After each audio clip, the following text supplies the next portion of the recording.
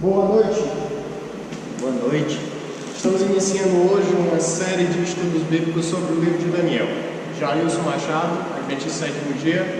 Efraim Vasconcelos, Adventista Sétimo Dia. Estamos aí hoje, introdução do livro de Daniel, com meu amigo aqui, Efraim Vasconcelos. Eu convido você para curvar sua cabeça e orar.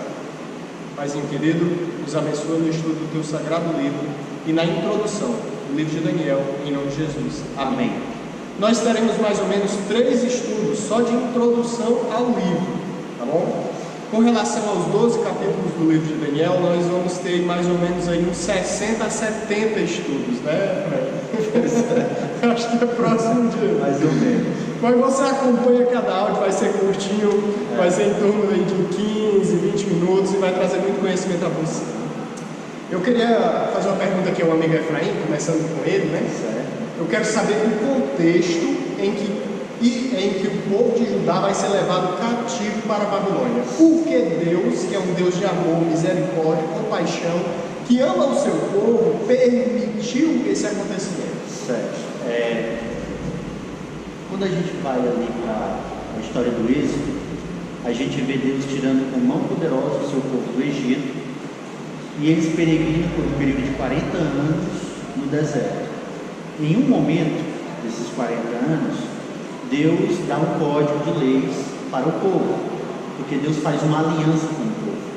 E o povo diz que eles estão dispostos a obedecer a tudo que eles ouvirem, Tudo que o Senhor falar, nós faremos, né? Isso quando Moisés reúne os anciãos das tribos, e todos eles unanimemente diz: tudo que o Senhor falar, nós faremos. Só que parece que não demorou muito, quando Moisés sobe no monte, né? Não fizeram o que tinham prometido. Eles quebraram a aliança. E quebrar a aliança significa deixar de ser o povo de Deus. Mas aí a gente conhece aquela história que Moisés intercedeu por eles e disse que se fosse para destruir o povo, né? Fosse para abandonar aquele povo, que Deus riscasse o nome do próprio Moisés no livro. Isso é um estudo profundo, Jair, que em outro momento a gente pode até fazer.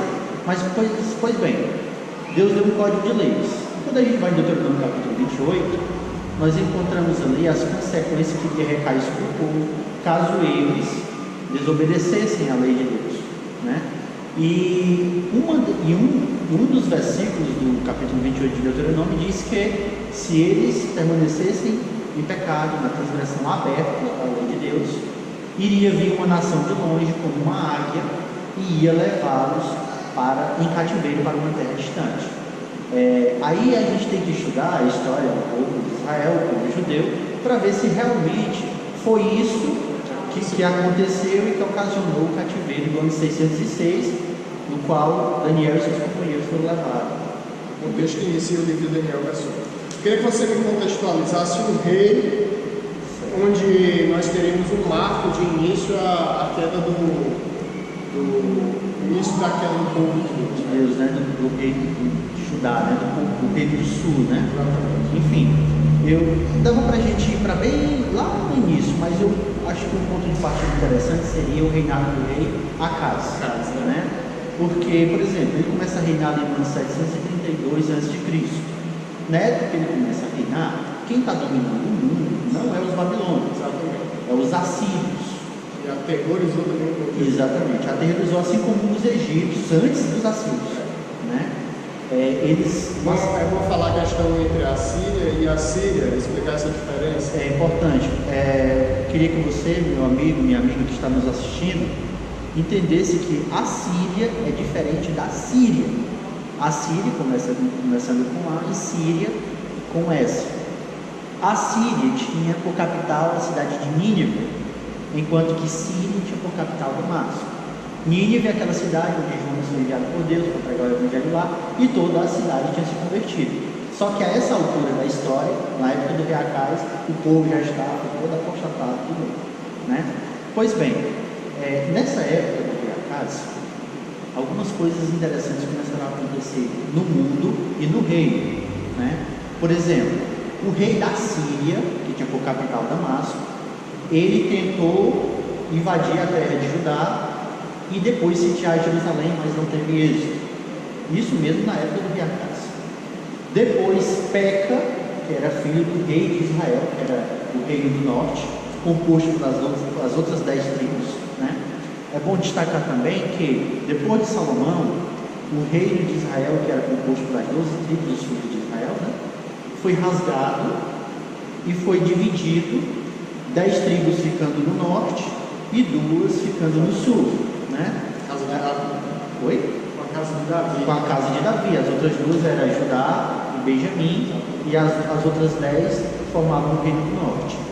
Peca, o filho de Remalias, rei de Israel, que era essas 10 tribos, também tentou tomar o reino do sul, o território do reino do sul, e sitiar Jerusalém, mas também não teve êxito. Mas um dia chegou um mensageiro no palácio de Acaz, trazendo uma mensagem não muito boa. A mensagem dizia que Rezim, rei da Síria, fizera aliança com Peca, filho de Remalias de Israel, e que juntos agora, unindo as forças, pretendiam tomar o reino do sul e sitiar Jerusalém. A questão é que, quando Acaz recebeu essa mensagem, ao invés de ele buscar socorro em Deus, ele temeu a morte, juntamente com o povo, e não confiaram no Deus que tinha tirado o seu povo do Egito no passado. Entendeu? E então Deus enviou uma mensagem de encorajamento para Acaz. Essa mensagem Deus enviou através de seu servo Isaías, que era o profeta naqueles dias. E essa mensagem nós encontramos aqui em Isaías capítulo 7, Jair. Queria que você abrisse também sua Bíblia. E você que está nos assistindo agora, se você tiver uma Bíblia próxima a você, abre lá em Isaías capítulo 7, que a gente vai ver a mensagem que Deus enviou a Acaz. Isaías capítulo 7. A palavra de Deus diz assim, eu vou ler o versículo 1, Jair, aí depois você lê o versículo 2, pode ser?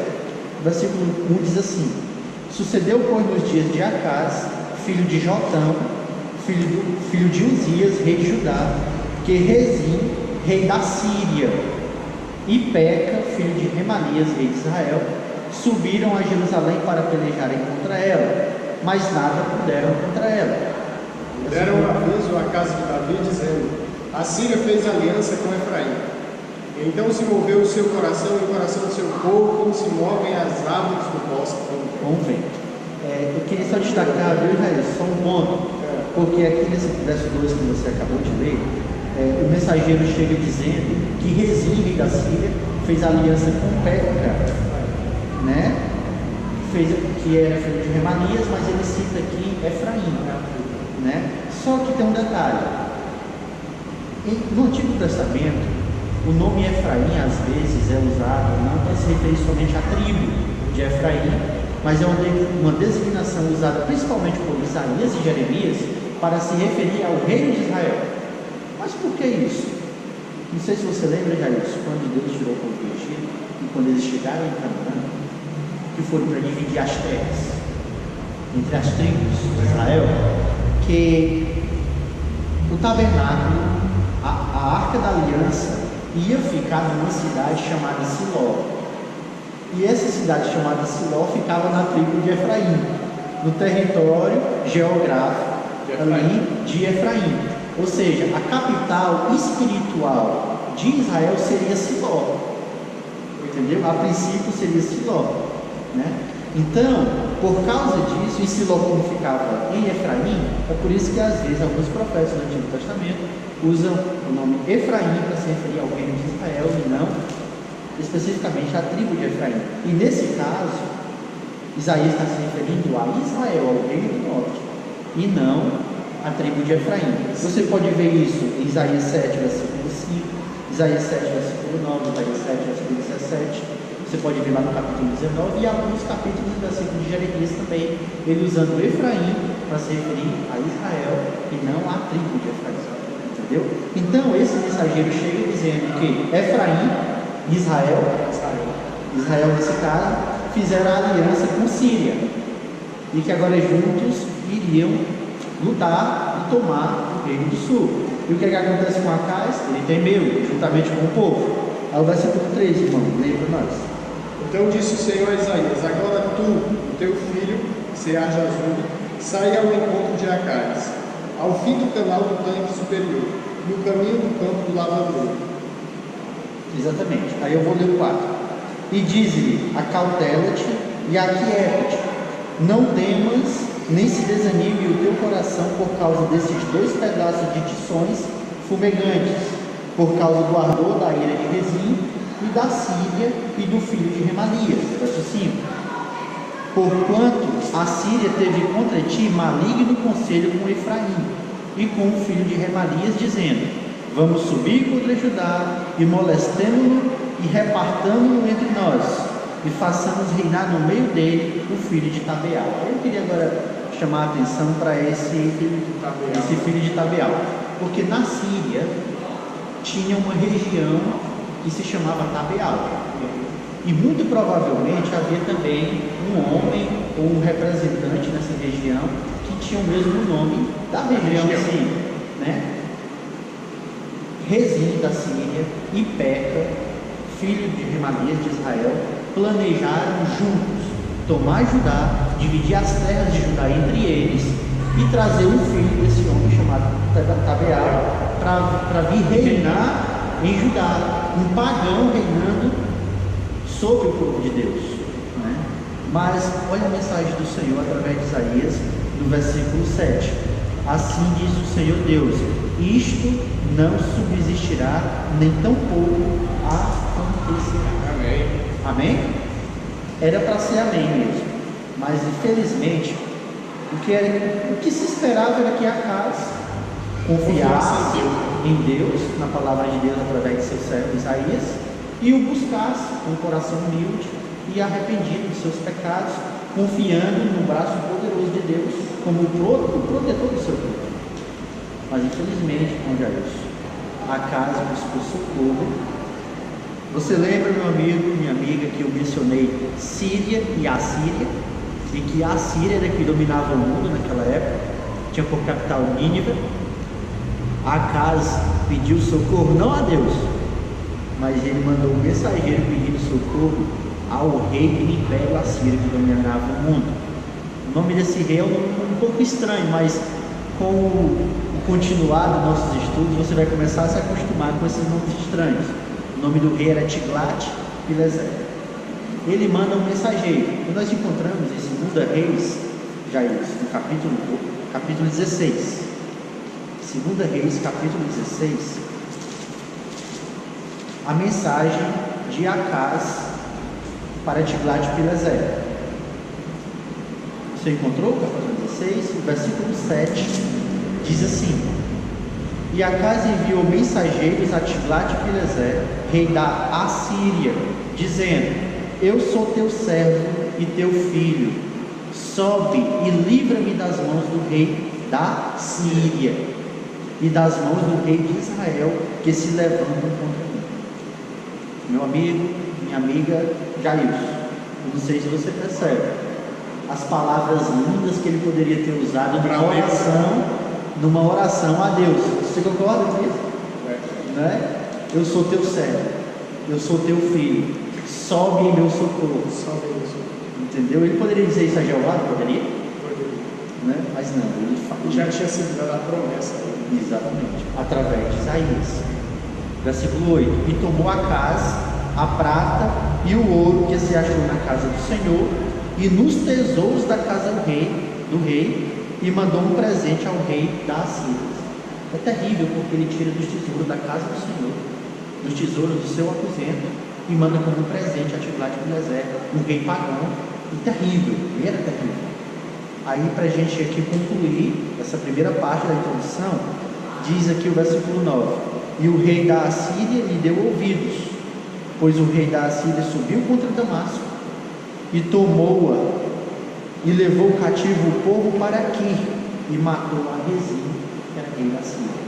Matando Rezim, rei da Síria, Peca perde toda a confiança, porque ele já tinha tentado tomar Jerusalém, mas não conseguiu. Agora a esperança estava em tomar junto com Rezim, a Síria, né? Mas agora o rei da Síria morrendo, ele volta e fica com seu pai em Israel, temendo, porque Tiglat-Pileser poderia fazer o mesmo com Israel. Entendeu? Aí, Jair, esse contexto é muito importante porque depois desse episódio, Judá, o reino do sul, se tornou um reino vassalo do Império Assírio, entendeu? Pagando tributos altíssimos, entendeu? Por culpa desse reininho que passou em Judá. Vai ser humilhado por isso. Vai ser humilhado por isso. A gente poderia aqui fazer uma lista de várias coisas terríveis que Acaz fez. Se você for no capítulo 16, 2 Reis, versículo 3, diz que ele fez passar o seu filho no fogo, entendeu? Ele construiu depois um altar. Ele foi ter um encontro com o Tiglat no deserto de Damasco. Lá ele viu um altar pagão e chamou a atenção dele. Aí ele mandou um mensageiro para o sacerdote de Jerusalém construir um igual. Fez o desenho e mandou. Quando ele chegou, já estava construído. Ele foi na casa do Senhor e tirou o altar de bronze que estava diante da casa do Senhor e colocou esse altar pagão no lugar. Entendeu? Enfim, Acaz fez coisas terríveis, mas a coisa mais terrível é que ele subjugou o reino do sul, o reino de Judá, e fez ele ser um reino vassalo da Assíria, pagando tributos altíssimos. O seu filho, que era Ezequias, estava assistindo essa apostasia que o seu pai estava promovendo, mas ele não podia fazer nada ainda, só quando ele subisse ao trono. E aí eu acredito, irmão, que isso vai ser o nosso próximo estudo, porque em 2 Reis, capítulo 16, versículo 20, é o último texto que eu quero ler, que diz assim: e dormiu Acaz com seus pais, e foi sepultado junto a seus pais na cidade de Davi, e Ezequias, seu filho, reinou em seu lugar. Então, essa união que Acaz acabou de fazer, né, com a Síria, querendo se livrar da Síria, vai ser uma das consequências que futuramente nós vamos ter justamente o cativeiro, não pela Assíria, mas por Babilônia, né? Nós vamos entrar no próximo estudo na questão do reinado de Ezequias. E eu queria deixar uma mensagem final a todos vocês que ouviram essa conversação minha do Efraim, né? As dificuldades, ela vem, certo? Deus disse: no mundo tereis aflição.